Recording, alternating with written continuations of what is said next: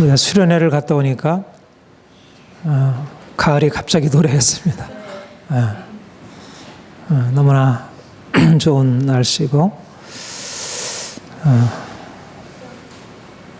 이제 여름도 좋고 또 가을도 좋습니다. 하나님이 주신 이 가을에 또 풍성한 은혜가 있으리라 그렇게 믿습니다.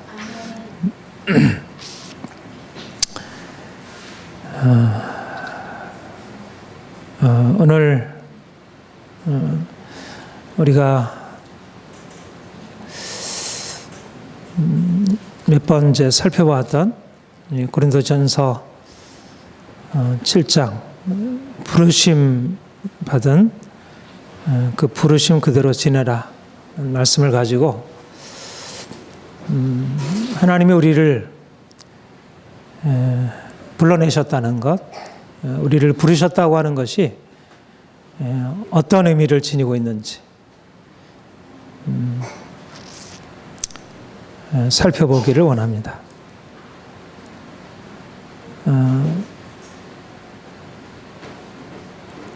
제가 늘 강조하는 것이지만 우리의 삶은 자신의 정체성, 자신이 자신을 어떻게 이해하는가에 따라 우리의 삶이 결정된다 그렇게 생각을 합니다. 내가 누구냐? 내가 누구냐? 우리가 예수님을 믿는다는 것은 바로 내가 누구냐? 나의 정체성, 나의 아이덴티티를 다르게 이해하는 것을 의미한다 그렇게 생각을 합니다. 내가 예수를 믿음으로 말미암아 내가 이전에 알고 있던 나, 다른 사람에 의해서 규정되고 또 내가 스스로 그렇게 이해하고 있는 나를 넘어서 이제 하나님이 나를 불러주시는 그 이름으로 우리가 우리 자신을 이해하게 되는 것입니다. 하나님이 부르셨다는 것, 이것 안에 우리 인생이 담겨 있습니다. 충원아, 사랑하는 내 아들아, 바울아, 하나님이 우리를 부르신다는 것, 그것은 그냥 부름이 아니고 그 부름이 바로 우리 인생이 어떠한 존재인지를 그 부름으로부터 비로소 새롭게 우리가 이제 규정받는 것입니다. 하나님이 아브라함을 갈대아 우르에서 불러내실 때 아브라함아, 그에게 하나님, 영광의 하나님이 나타나셔서 그를 부르실 때 그 부르심이 단지 그냥 많은 그가 이전에 그를 불렀던 많은 그 부름과는 근본적으로 다르게 그 인생을 새로운 세계로 이끌어 가신 것처럼 하나님의 부름이 그 인생을 새롭게 시작하게 하신 것처럼 우리 인생은 하나님이 우리를 부르심 거기에 새로운 시작이 있는 것입니다. 하나님이 주님께서 다메섹 도상에서 바울에게 나타나셔서 사울아 사울아 그를 부르실 때 그 부르심으로부터 그가 이제까지 살아온 인생, 그 부르심이 인생, 그 이제까지 살아온 인생을 비추어주고 그리고 앞으로 살아가야 할 인생을 다시 비춰주는 그런 부르심이었습니다. 하나님이 저와 여러분을 부르신 것은 아브라함을 부르신 것과 동일하게 또 바울을 부르신 것과 동일하게 우리 인생 전체를 근본적으로 바꾸어주고 새롭게 만드는 그런 부르심이라 그렇게 말할 수 있습니다. 우리가 그러한 부르심, 아브라함이 들었던 그런 부르심, 그리고 바울이 불었던, 사울이 들었던 그런 부르심을 우리도 동일하게 듣기를 원합니다. 그래서 그 부르심을 통해서 우리 인생이 새로워지는 것입니다. 고린도전서 1장 26절에 보면 형제들아 너희를 부르심을 보라. 육체를 따라 지혜로운 자가 많지 아니하며 능한 자가 많지 아니하며 문벌 좋은 자가 많지 아니하도다. 근데 하나님이 우리를 불러내실 때 그 부르심이 독특한 부르심이라는 것입니다. 하나님이 부르신다는 것은 특별한 의도와 목적, 거기 안에는 하나님의 사명, 우리가 소명이라 그렇게 얘기를 하죠. 부르심을 소명이라 말하는데, 소명이라는 말은 사명이라는 말로도 이렇게 교환되기도 합니다. 그만큼 하나님의 부르심은 그냥 누구야 뭐 같이 놀자, 같이 우리가 뭐 밥 먹자 하는 그런 부르심 정도가 아니라 거기 안에는 하나님의 놀라운 계획, 놀라운 목적이 포함되어 있는 그런 부르심입니다. 그렇다면 일반적으로 그런 부르심을 갖춘 자격을 요합니다. 우리가 이제 그 이명박 대통령이 장관을 지명하여서 세운다고 할 때 얼마나 엄격한 심사를 거치고 그 인선의 과정이 얼마나 철저한 자격 검증을 요합니까? 그리고 나서도 또 청문회에서 탈락이 되고요. 어떠한 특별히 높은 자리로 불러내린다고 할 때는 이 자격 요건을 갖춘 자만이 거기에 부름을 받을 수 있습니다. 근데 하나님, 왕이신 하나님, 전능자이신 하나님이 우리를 그런 그분의 사명회로 우리를 불러내실 때, 우리를 그분의 미니스트리로 우리를 불러내실 때 어떠한 자격을 갖추고 있는 자, 형제들아 너희를 부르심을 보라. 육체를 따라 지혜로운 자가 많지 아니하고 능한 자가 많지 아니하도 문벌 좋은 자가 많지 아니하도다. 하나님의 부르심이 육체를 따라 지혜로운 자, 능한 자, 문벌 좋은 자가 아니라고 하는 것입니다. 이런 의미에서 하나님의 부르심은 인간적인 생각과 너무 다른 그런 부르심이라 그렇게 이해할 수 있습니다. 하나님이 우리를 외적인 조건에 근거해서 부르신 것이 아니라는 것. 우리가 외적인 조건에서 보자면 전혀 내세울 것이 없는 지혜도 없고 또 능력도 없고 어떤 가문이나 신분적인 그런 지위도 갖추지 못한 자가 부름을 받았다는 것입니다. 고린도 교회 성도들의 모습이 그러했고, 그리고 이것은 많은 그리스도인들에게 해당되는 얘기이고 또 우리에게도 적용되는 얘기라 할 수 있을 것입니다.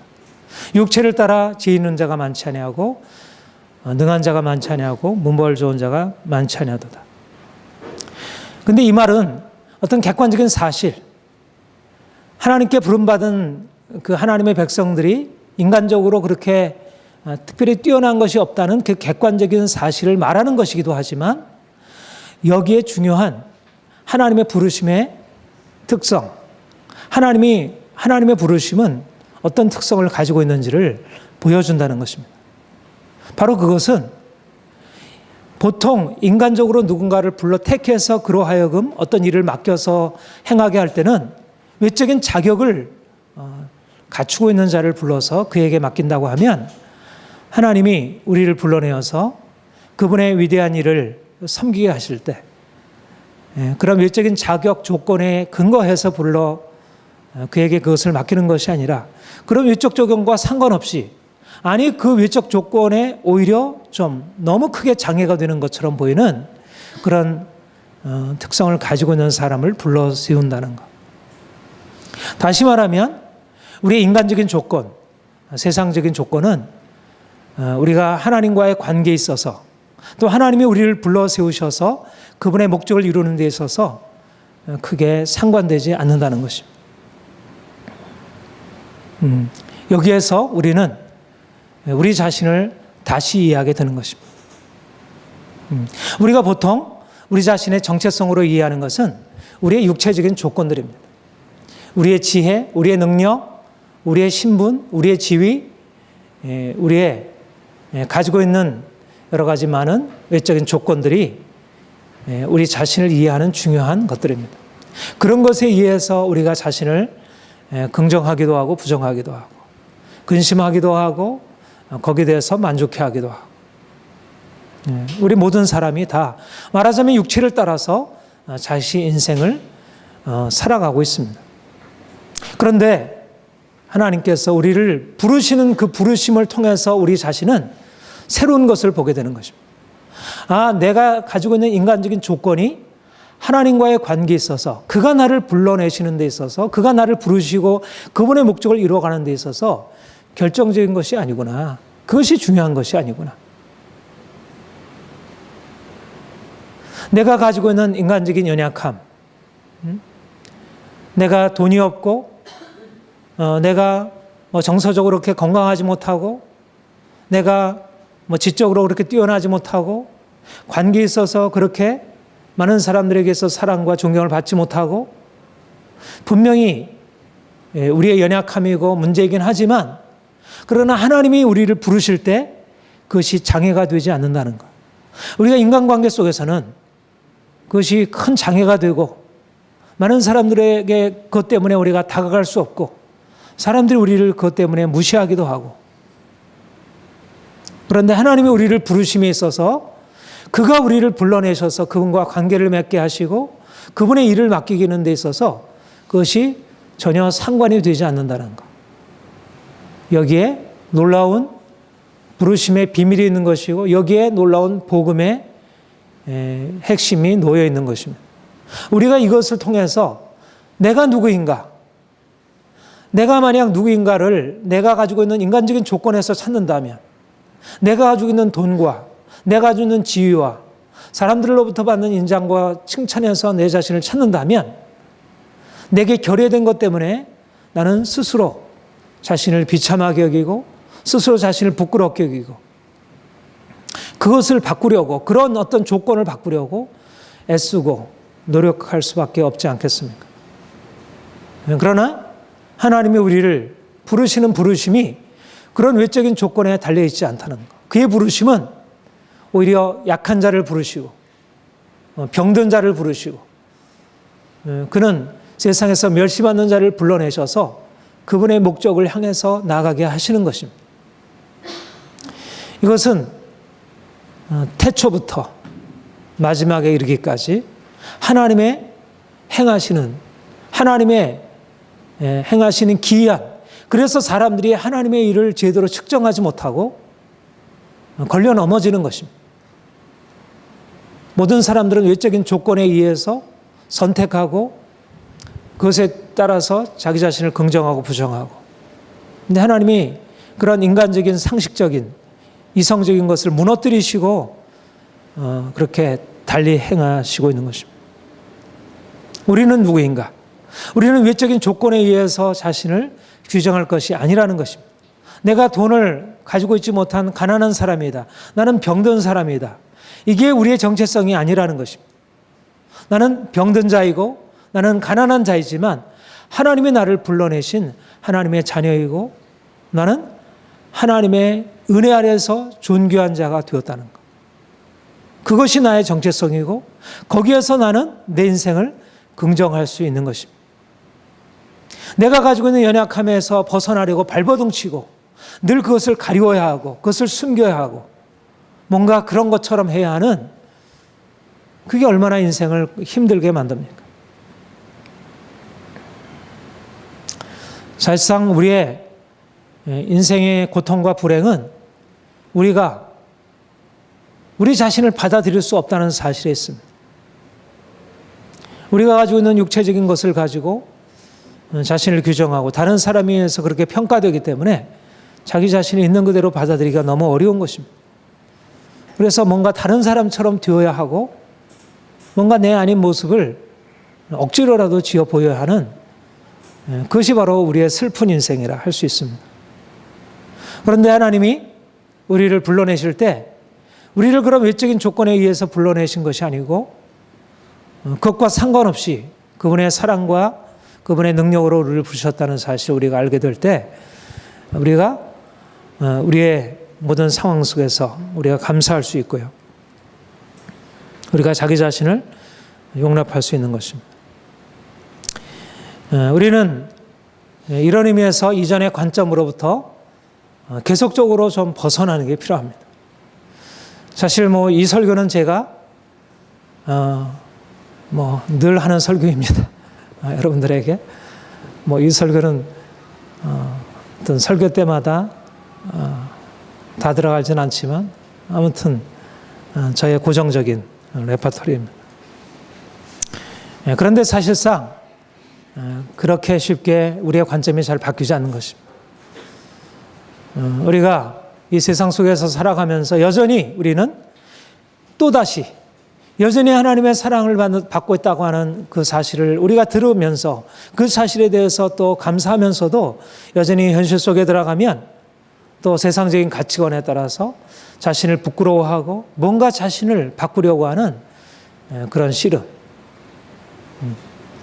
우리가 가지고 있는 많은 이 행위의 동기들, 일의 동기들이 바로 뭔가 자기 자신을 용납하지 못하는 것입니다. 뭔가 자기 자신의 가난함을 부끄러워하고 외모를 부끄러워하고 자기의 이러저러한 형편을 인정하지 못하는 그것이 바로 자신의 인생의 행위의 뭔가 동기가 되고 있는 것입니다. 우리가 주님 안에서 주님이 나를 부르셨다는 사실로부터 자기 자신을 인정하고 우리의 모든 형편에 대해서 우리가 자유롭게 되지 않는다면 주님이 주시는 진정한 이 은혜를 누리지 못하는 것이라 그렇게 생각합니다. 우리가 누려야 할 가장 큰 축복은 바로 이게 이제 칭의 은혜의 핵심인데요. 하나님이 우리를 있는 그대로 용납하셨다는 것, 우리의 형편이 문제가 되지 않는다는 것, 그분과의 관계에 문제되지 않는다는 것. 그 말은 그분과의 관계에 문제되지 않는다는 얘기는 단지 그분과의 관계만이 아니라 내 인생 전체가 이것 때문에 문제가 되지 않는다는 것입니다. 하나님과의 관계에 문제가 되지 않는데 다른 데 무슨 문제가 되겠습니까? 그런데 우리는 마치 하나님과의 관계는 문제가 되지 않는데 마치 인간관계에는 문제가 되는 것이냐 그렇게 살아가고 있는 것이죠. 그래서 하나님 앞에 설 때는 아무런 문제라고 느끼지 않으면서도 정작 세상 앞에 나아가면 또 그것에 매여 있는 자신을 발견하게 됩니다. 이번 주 수요일 날 그 서울시 이제 무상급식에 대한 그 투표가 있죠. 무상급식을 우리 학생들 무상급식을 전면적으로 모두에게 실시할 것인가 아니면 단계적으로 부분적으로 실시하실 것인가. 그러니까 모든 가난한 아이나 아니면 부한 아이나 상관없이 모두에게 똑같이 무상급식을 할 것인가 아니면 가난한 아이를 선별해서 정말 필요한 사람들에게 줄 것인가. 여기에 여러 가지 많은 논리가 있고 이제 많은 것이 있을 것입니다. 그런데 무상급식을 이제 보편적으로 모두에게 실시해야 한다고 하는 그 논리, 특별히 이제 이렇게 진보적인 입장에서의 논리를 보면 만약 무상급식을 가난한 사람들에게 선별적으로 하게 되면 가난한 아이들이 자신이 가난하다는 사실을 지금도 가뜩이나 그것 때문에 많이 눌려 있는데 그것으로 인해서 그들의 자존심이 그야말로 그들의 자존심이 짓밟혀서 오히려 그들 인생을 망치는 것이 된다. 그래서 가난한 아이들만이 아니라 모두에게 무상급식을 해야 된다. 그런 논리입니다. 가장 핵심적인 논리가 제가 알고 있기로는 다른 논리보다 가장 핵심적인 논리는 굉장히 그 심리적인 그런 것입니다. 상당히 어떻게 보면 타당한 얘기죠. 실제적으로 누구에게인가 구제를 받는다는 것은 자존심 상하는 일입니다. 그렇죠? 그러니까 자존심을 상하지 않게 하기 위해서 모두에게 무상급식을 하면 이제 그들의 자존심을 세워줄 수 있을 것입니다. 그런데 참 저는 이제 이런 논리를 보면서 얼마나 우리 사회가 정말 잘못된 가치관 위에 세워져 있는지, 그리고 그 가치관을 깨트리기 어려운 것입니다. 말하자면 가난한 것은 부끄럽고 누군가에게 도움을 받는다는 것 자체는 그것은 드러내어서는 안 되는 것으로, 그러니까 가난한 사람이 구제를 받는다는 것이 부끄럽다는 얘기는 가난하다는 것은 실패자라고 하는, 말하자면 부한 것은 성공한 것이고 가난한 것은 실패한 것이라고 하는 아주 전형적인, 말하자면 그 논리 안에 경제가 전부이고 부한 것과 가난한 것, 말하자면 부한 자만이 성공자이고 가난한 자는 실패자라고 하는 의식이 그 안에 놓여 있다, 그렇게 생각이 듭니다. 근데 과연 그런가? 돈이 없다고 인생이 실패자인가? 내가 누군가에게 도움을 받는 것이 그것이 실패인가? 여기에 아주 결정적인 아주 생각에 왜곡이 있다 생각을 합니다. 어떻게 가난한 것이 실패인가? 가난한 것은 인생의 작은 결함입니다. 그것은 그 자체의 실패가 아니고, 내가 돈이 없어서 누군가의 도움을 받는 것은 도움을 받음으로써 인생이 세워질 수 있는 하나의 기회일 수 있고요. 도움을 주는 자가 정말 가난한 자를 생각하고 도움을 줄 수 있고, 또 가난한 자가 자신이 도움을 받음으로써 인생을 다시 한번 일어날 수 있는 용기를 얻을 수 있고, 그때 마치 도움을 받기를 요구하면서도 실제적으로는 자기가 도움을 받는다는 사실을 인정치 않으려는 이상한 자존심. 그 얼마나 왜곡된 자존심인가요? 그렇죠? 그런데 이것이 깨어지지 않는 것입니다. 왜냐하면 사실상 오늘날 이 시대가 말하자면 부라고 하는 것이 최고의 가치이고 가난함이라고 하는 것은 부끄러운 것이에요. 그런데 이것을 깨뜨릴 수가 없는 것입니다.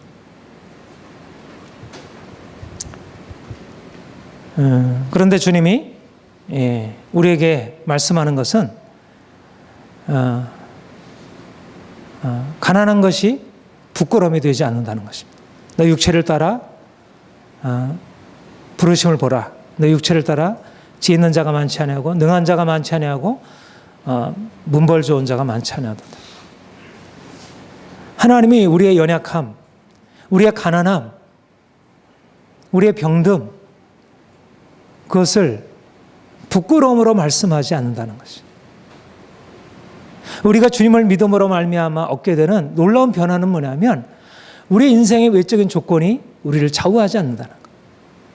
내가 가난하다는 것, 그게 부끄러움이 아니라는 거예요. 물론 그것을 통해서 우리가 그것을 벗어나려고 하는 노력도 필요하고 또 도움도 필요하지만 그 자체가 부끄러움이 아니라는 거예요.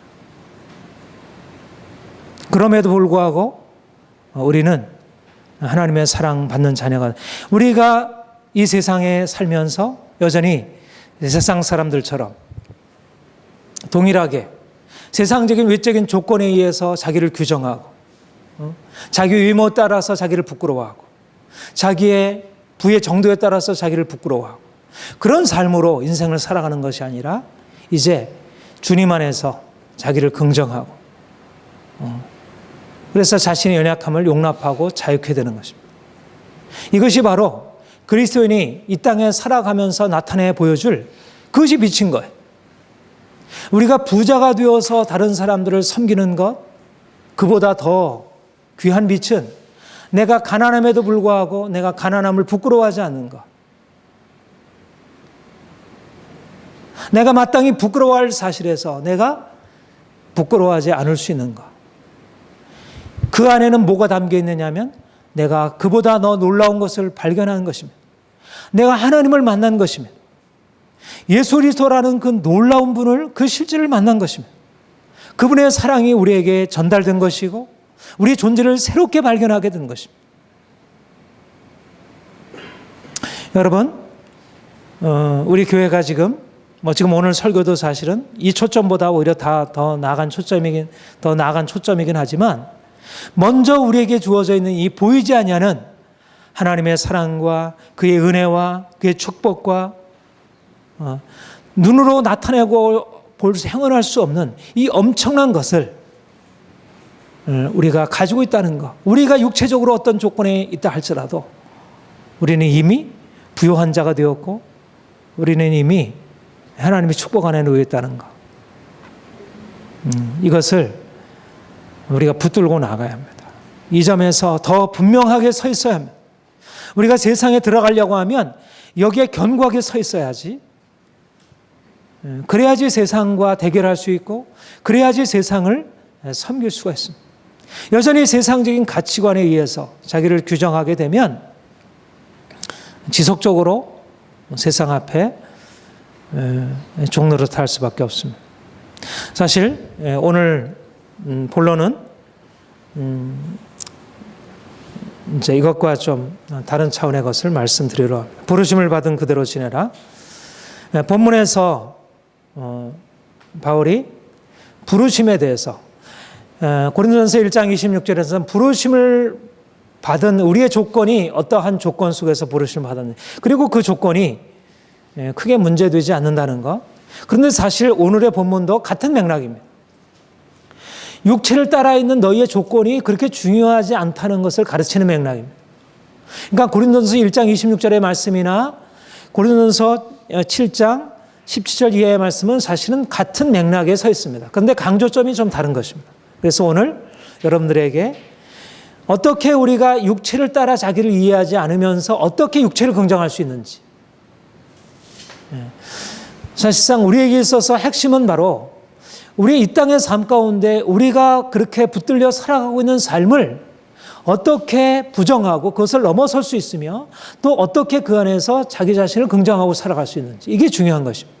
그런데 많은 경우에 많은 사람들이 여전히 믿으면서도 육체를 따라 자기를 이해하고 그렇게 세상에 붙들려 살아가고 있고 또 어떤 경우에는 내가 이제 세상에 속해 있지 아니하고 나는 육체에 속해 있는 자가 아니니까 이런 것은 상관없다 생각하고 또 그것으로부터 또 초연한 삶을 마치 우리가 부르심을 따라 살아가는 것으로. 그런데 이 고린도전서 7장 17절 이하의 말씀은 우리가 이 세상에 속해 있지 않은 자로서 우리가 자신의 육체를 따라 이해하지 아니하고 나를 하나님의 관점으로 이해하는 그런 사람으로서 자기를 이해하면서 그런데 어떻게 우리가 그러면서도 이 땅에서의 삶을 긍정하고 자신을 긍정하고 육체를 긍정하고 살아갈 수 있는지.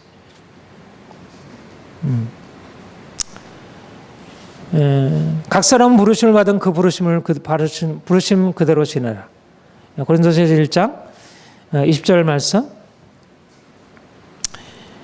근데 각 사람은 부르심을 받은 그 부르심 그대로 지내라.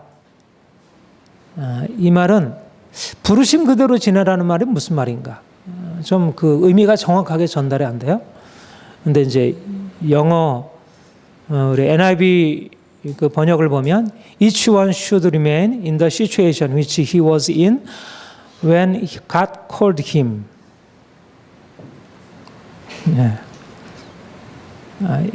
이 말을 번역하자면 각 사람은 하나님이 그를 부르셨을 때 그가 처해 있던 상황에 그대로 머물러 있으라. 각 사람은 해석이 되죠. 이게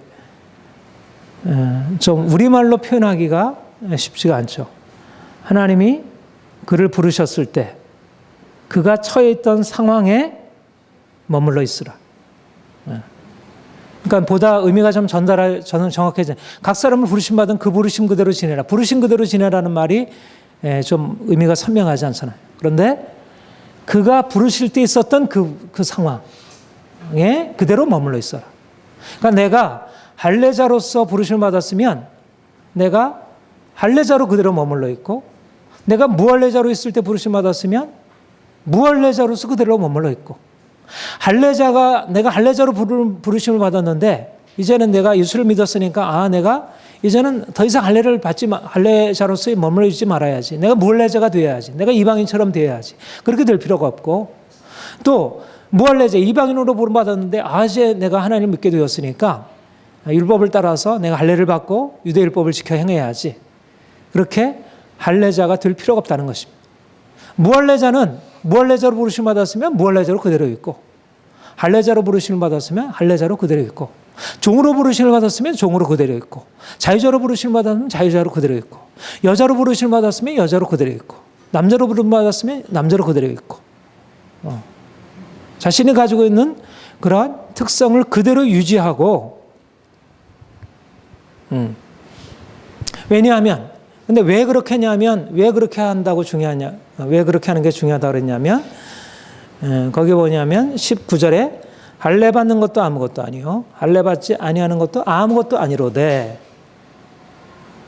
왜 할례자가 무할례자가 될 필요가 없고 무할례자가 할례자가 될 필요가 없냐면, 그게 중요하지 않기 때문에. 중요한 것은 할례를 받느냐 아니냐가 중요한 것이 아니라, 내가 하나님께 있어서 중요한 것은 내가 할례를 받느냐 할례를 받지 않느냐가 중요하지 않다는. 하나님께 있어서 중요한 것은 아까 얘기한 대로 지혜자가 되느냐 지혜자가 되지 못하느냐, 이게 중요하지 않고, 내가 문벌이 높으냐 문벌이 낮으냐가 중요하지 않고, 그리고 내가 능력이 있느냐 없느냐가 중요하지 않고, 그러니까 문벌 낮은 사람이 문벌 높이려고 자신을 그렇게 애쓸 필요도 없고, 미련한 자가 그렇게 지혜를 얻으려고 그렇게 애쓸 필요 없고, 왜냐하면 그거 중요하지 않으니까. 하나님 편에서는, 하나님 관계에서는 그것이 그렇게 중요하지 않으니까 그걸 하려고 그렇게 애쓸 필요가 없다는 것입니다.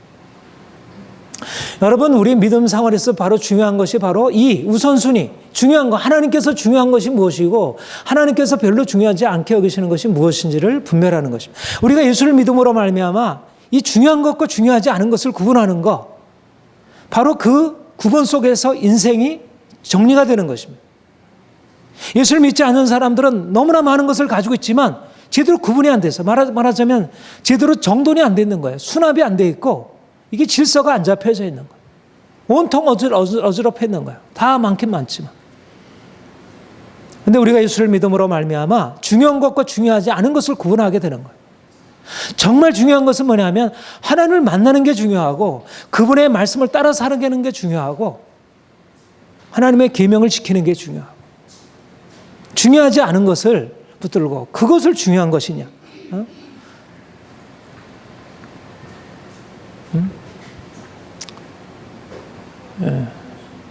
이런 의미에서 부르심을 받은 그 상황에 그대로 머물러 있으라. 그 말은, 이것은 사실 적극적인 명령이기보다는 네가 이제까지 붙들고 있었던 중요하게 여겼던 것을 내려놓으라는 것입니다. 이제까지 붙들고 있던 중요하게 여겼던 것을 내려놓고 이제 보다 하나님 편에서 자신을 긍정하라, 이렇게 말씀하는 것입니다. 그런데 여기에 아주 중요한 자기 긍정, 자유의 원리가 선포되고 있습니다.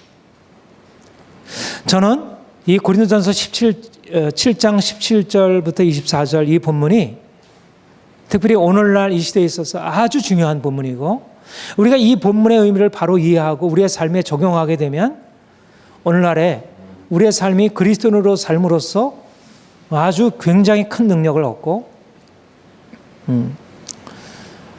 삶에 있어서 큰 영향력을 나타낼 수 있다고 생각합니다.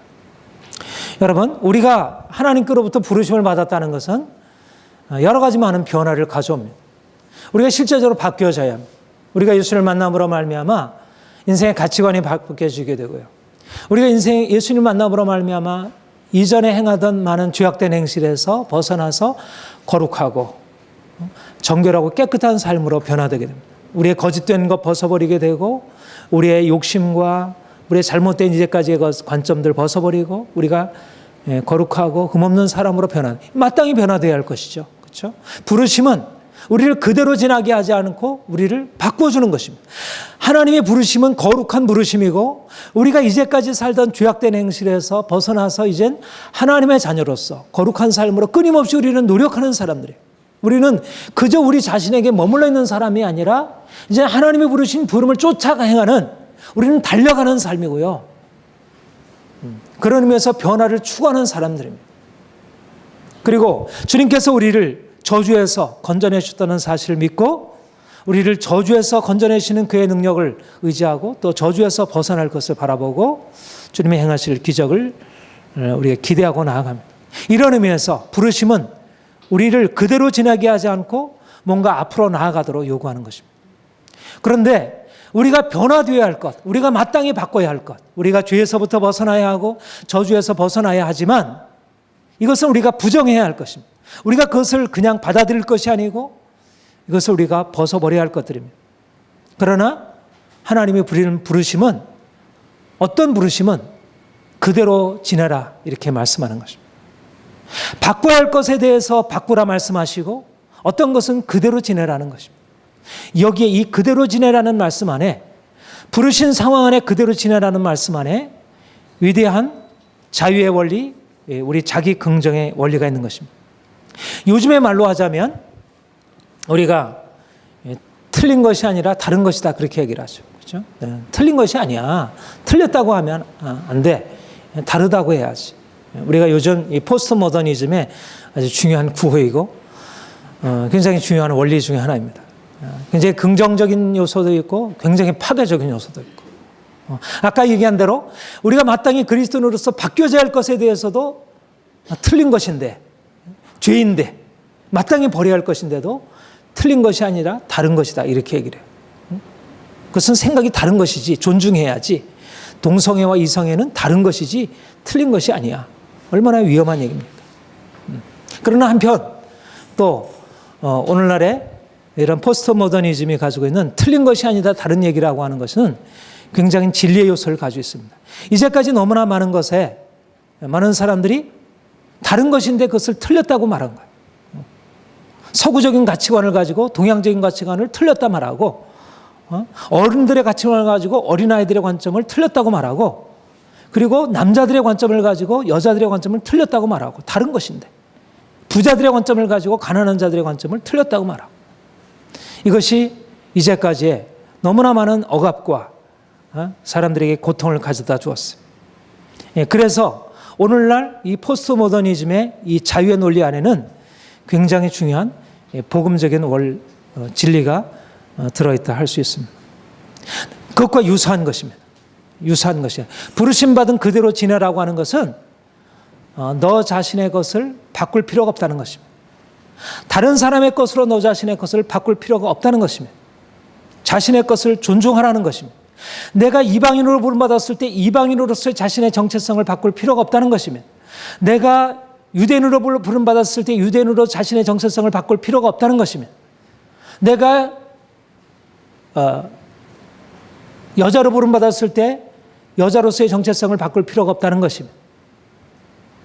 이것이 바로 굉장한 자유의 부르심이고, 오늘날의 포스트 모더니즘의 이런 가르침도 사실상 이 성경적인 가르침과도 연관되어 있는 것이라 그렇게 얘기해줍니다.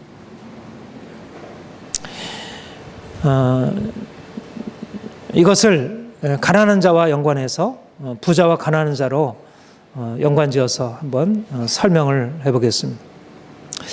가난한 자가 예수님을 만난 뒤에 부자가 되어야 하는가? 우리가 지난번에 우리 수련회에서 이걸 토론을 하려고 그러다가 토론을 하지 못했죠. 가난한 자가 그리스도를 만난 뒤에 부자가 되어야 하는가? 그런데 본문은 가난한 자, 부자에 대해서 얘기를 하지 않았지만 본문의 원리를 그대로 적용해서 말하자면 여긴 종과 자유자에 대해서 얘기를 한 것과 동일하게 가난한 자가 굳이 부자가 될 필요가 없다는 것입니다. 가난한 자는 가난한 자도 그대로 지내라 이렇게 말하는 것입니다. 왜냐하면 중요하지 않기 때문에, 가난한 자나 부자나 중요한 것이 아니기 때문에 가난한 자가 굳이 부자가 되어야 하고 부자가 굳이 가난한 자가 될 필요가 없다는 거예요. 가난한 자는 가난한 자로, 부자는 부자로, 자기가 가난한 자로 부름받았으면 가난한 자로 그대로 있어라. 내가 부자로 부름받았으면 부자로 그대로 있어라. 왜냐하면 중요하지 않으니까. 중요한 것은 가난한 자라도 주님 안에서 부자요, 부자라도 주님 안에서 가난한 자요. 그렇게 얘기하고 있어요. 그렇죠? 그러면 이게 좀 헷갈리잖아요. 우리 신명기서나 우리가 또 요즘에 가르치는 말씀에 근거해서 보면 지난번에 제가 부자가 되라 이렇게 말씀하셨잖아요. 설교 부자가 되라. 우리 신명기 28장에 보면 가난이 저주라 이렇게 말하고 있고, 그리스도께서는 이 율법의 저주에서 우리를 속량하셨다, 해방하셨다 그렇게 믿습니다. 우리는 가난에서 벗어나는 것, 가난의 저주에서 벗어나는 것이 우리가 예수를 믿는 믿음의 축복 안에 놓이는 것이라 이렇게 믿습니다. 저는 그런 의미에서 우리 조영기 목사님이 많이 설교한 그 삼박자 구원, 이 땅에서 전인적인 축복, 가난한 자가 부자가 되는 것, 이것을 제가 믿음으로 받아들이고 있고 뭐 자주 설교하진 않지만 그런 것을 믿음으로 받아들이게 됩니다. 그런데 여기서 중요한 것은 뭐냐면 그리스도인이 일반적인 의미에서 그리스도인이 되었다고 해서 부자가 되는 게 아니라는 것입니다. 우리가 예수를 믿음으로 말미암아 일반적인 의미에서 부자가 되는 게 아니라는 것입니다. 다시 말하면 내가 예수님을 열심히 믿고 예수님을 잘 믿었기 때문에 믿으면 당연히 내가 다른 사람보다 더 큰 집을 갖고 더 많은 소유를 누리고 내가 경제적으로 풍요를 누리고 살아가는 것, 이것이 마땅한 것이 아니라는 것입니다. 그러니까 부의 정도가 신앙의 정도와 나란히 비례하는 것이 전혀 아니라는 것입니다. 믿음이 좋은 사람이 믿음이 없는 사람에 비해서 더 가난하게 살아갈 수 있다는 것입니다. 그게 전혀 하나님의 질서에서 문제가 되지 않는다는 것입니다. 말하자면 하나님께서 각 사람에게 주신 부의 분량이 있는 것이. 어떤 사람은 부를 사자가 누릴 만큼 그렇게 그 큰 부를 누릴 수 있는 사람이 있고, 어떤 사람은 토끼가 부를 누릴 수 있으면 그 많은 분량으로. 토끼가 먹는 것과 사자가 먹는 것은 다르잖아요. 그렇죠? 먹는 양이 다르잖아요. 토끼한테는 사자의 그와 같은 그 음식이 필요 없고요. 사자에게는 토끼가 먹어서 만족할 수 있는 그것으로는 부족한 것이죠. 맞으면 어떤 사람에게는 하나님이 주신 것이, 어떤 사람의 자연적인 조건은 부가 정말 그에게는 많이 주어져야 그 삶이 온전해질 사람이 있고, 어떤 사람은 그렇지 못한 사람이 있는 거예요. 자연적인 조건이 같지 않다는 것입니다. 그런데 많은 경우에 오늘날 이 시대가 가지고 있는 가치관에 의하면 마치 부자가 되지 아니하면 내가 그와 같은 부를 누리지 못하면 가난한 자로서 자기가 실패한 자처럼 이렇게 취급당하고, 그런 이 세상적인 가치관 속에서 자기 자신을 인정하지 못하는 거예요. 중요한 것은 우리가 예수를 만난 뒤로 우리가 가지고 있는 인간적인 특성을 그대로 존중받는 게 중요하다는 것입니다. 물론 내가 내 수준에서 회복되어야 할 것들이 있죠. 내가 회복되어야 할 그런 우리 인생의 부요함과 이런 변화들이 있지만, 그러나 그게 동일하지 않다는 것. 각 사람에게 주신 분량이 다르고 특성이 다르다는 것. 중요한 것은 뭐냐면 하나님이 우리를 불러내실 때 우리를 이제 하나님을 더 만나서 그분을 기뻐하고 그분 안에서 하나님이 정말 놀라운 분이구나. 그래서 그분을 만나서 그분 때문에 나를 기뻐하는 것뿐만 아니라 그분 안에서 내 자신을 다시 찾게 되는 것입니다. 내가 주님을 만나기 전에는 다 외적인 어떤 사람들이 가지고 있는 어떤 기존의 가치관, 사람들이 가지고 있는 일반적으로 추구하는 목표라고 하는 것에 나를 규정하고 그것을 쫓아가려고 한 거예요. 그러니까 진정한 자기를 발견한 게 아니고 헛된 목표를 쫓아가는 거예요. 어떤 사람은 자기가 돈이 많아져 가지고 자기 안에서 평화를 누릴 수 있는 사람이고, 별로 부와는 상관이 없이 자기 자신의 평화를 누릴 수 있는 사람이 있는 거예요. 근데 자기가 아닌 것을 붙들고 씨름하고 나가는 것입니다. 그런 사람들에게 주님께서 말씀하시기를 내가 부르심받은 그대로 지내라.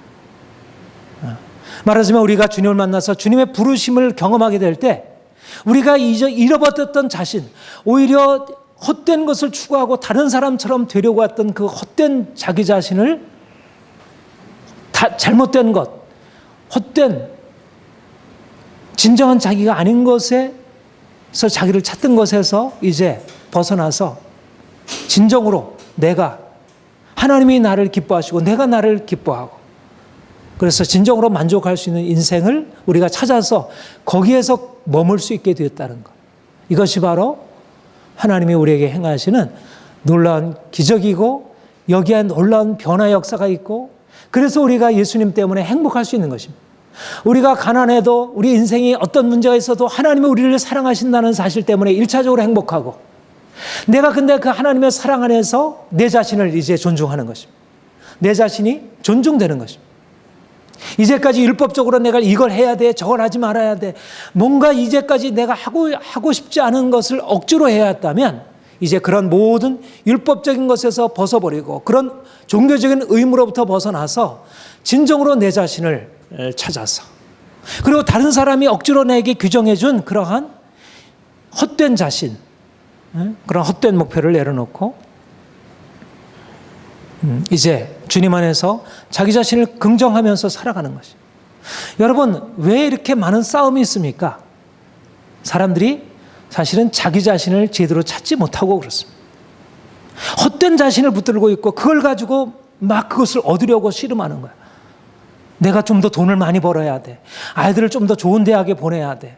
내가 성공해야 돼. 내가 뭐 이런 신앙을 가져야 돼. 내가 이런 걸 해야 돼. 너무나 많은 우리가 붙들고 있는 것들이 사실 내가 할 필요가 없고 오히려 그것을 함으로써 더 나 자신을 누르는 너무 많은 것들이 나의 목표가 되어 있는 것입니다. 여러분, 왜 주님께서 이 모든 것을 내려놓으라 말, 그대로 지내라는 말은 내려놓으라는 것입니다. 할 필요가 없다는 것입니다. 네가 자신을 바꿀 필요가 없다는 거예요. 좀 더 주님 앞에, 요즘 명상이 유행하잖아요. 그렇죠? 사실 명상이 찾고자 하는 게 바로 그런 거예요. 너무나 많은 사람들이 헛된 자기 자신을 붙들고 자기가 아닌 자기를 찾아서 막 쫓아가는 거예요. 무지개 꿈을 쫓아서 쫓아가는 거예요. 그런데 명상을 통해서 자기 자신을 찾으라는 것입니다. 근데 오히려 그리스도인들은 세상 사람들도 불교나 이런 어떤 정말 거짓된 종교들조차도 헛된 자기 자신의 꿈을 벗어버리고 진정한 자기를 찾기 위해서 그렇게 자기 자신으로 좀 더 깊은 침잠으로 들어간. 그런데 그리스도인들이 오히려 헛된 세상적인 목표를 가지고 또 어떤 종교적인 어떤 잘못된 목표를 가지고 거기에 매여서 눌려서 살아가는 거예요. 그러니까 하나님도 기쁘시게 하지 못하고 자기 자신도 행복하지 못한 거예요. 하나님을 기쁘시게 하면 자기 자신도 행복한 거예요. 자기 자신이 기뻐하면 하나님도 행복할 수 있는 거예요. 근데 너무나 많은 경우에 헛된 것을 붙들고 있는 것입니다. 진정으로 자기를 긍정하지 못하고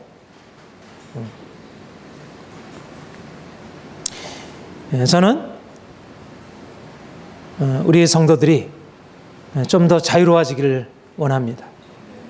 좀 더 진정으로 자기 자신이 되기를 원합니다. 자기 자신이 아닌 모든 것, 그것이 종교적인 것이든 세속적인 것이든 종교적인 것도 벗어버려야 할 너무나 많은 나를 아는 것으로 만들어버리는 너무나 많은 종교적인 율법들이 있고요. 또 세상적인 가치관들. 그렇다고 해서 이제 종교적인 것을 벗어서 세상적인 거, 뭐 돈을 벌려고 하고 이것저것 추구하는데 그것도 내가 아닌 것들입니다. 사실 세상이 만들어오는 헛된 허상들입니다. 그것을 붙들어서 행복한 사람들이 있고 행복하지 않은 사람들, 세상 사람들도 그 얼마나 불행합니까? 우리가 주님이 우리 자기 자신을 부인하라. 이제 그리스도와 함께 내가 십자가 못 박혔나니 이제 내가 상가도 아니요 내 안에 그리스도께서 사신 것이라는 얘기는 내가 가지고 있는 것을 다 그냥 부정하고 내가 가지고 있는 원하는 것을 다 부정하는 게 아니라 실제적인 의미에서 진정한 자기를 경험하는 것, 진정한 자기를 발견하는 것이고 그 안에서 정말 자연스럽게 내가 아닌 모습으로 있었던 거짓된 나를 이제는 십자가에 내려놓고 이제는 주님이 주시는 진정한 나, 주님 안에서 정말 사랑받는 나, 그리고 내가 나를 기뻐할 수 있는 그런 나로 바뀌어지는 것입니다. 여러분, 이제는 우리가 주님 안에 살아가는 사람들입니다. 주님이 우리를 구속하셨고 주님이 우리를 긍정해 주시고 우리는 주님 안에서 자신을 긍정할 수 있습니다. 세상이 보는 내가 아니고요. 율법으로 나를 규정하는 그런 내가 아닙니다. 나는 그런 죄인이 아니고 세상이 바라보는 그런 실패자가 아니고 나는 하나님 안에서 너무나 부유한 가능성을 가지고 있습니다. 아직 이것이 다 드러나지 않아서 그렇지. 사랑하는 여러분, 이제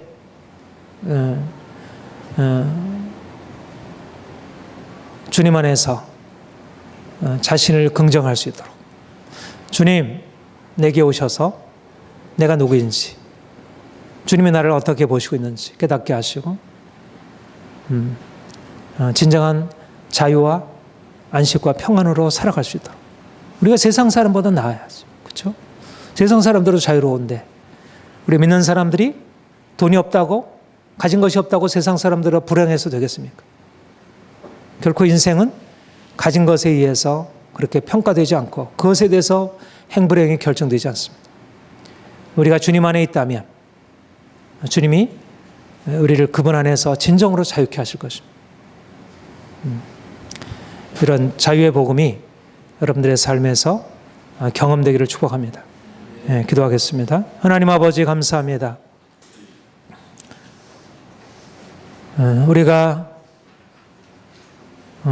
주님의 부르심을 받아 세상에 알지 못하는 비밀을 가진 자로 하늘 영광을 소유한 자로 살게 하시니 감사드립니다. 여전히 우리 자신의 육체를 부끄러워하고 뭔가 다른 모습으로 바꾸려고 하고 하나님 우리의 연약함을 고백합니다. 주님 오셔서 주님 안에서 자신을 진정으로 긍정할 수 있는 부르심 받은 그대로 지내라. 우리가 부르심 받았을 때 있었던 그 상황에 그대로 머물라. 주님께서 우리에게 말씀하시는 이 귀한 말씀을 잘 알아듣게 하시고 구체적인 상황 속에서 이것이 적용되어서 우리의 삶에 참된 자유, 참된 기쁨, 평안이 늘 머물게 하옵소서. 하나님, 주께서 우리를 위해서 세를 행하시니 감사드립니다. 예수님의 이름으로 기도합니다. 아멘.